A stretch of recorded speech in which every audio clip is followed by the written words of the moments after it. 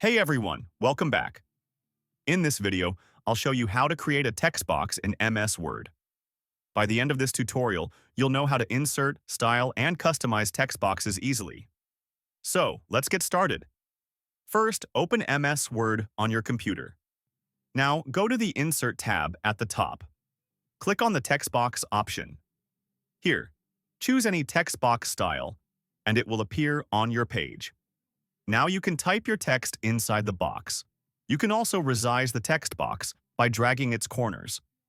If you want to add a shape style, click on the Shape Style options and choose any design, like this one, or this one, depending on your choice. If you want to fill the shape, click on Shape Fill and select the color you want. If you want to add an outline color, click on Shape Outline and choose the color you prefer. And if you want to highlight any word, click on the Highlight option, then select the color and highlight the text. And that's it. You've learned how to create a text box in MS Word. If this tutorial helped you, don't forget to like, share, and subscribe for more MS Word tips. Thanks for watching, and I'll see you in the next video.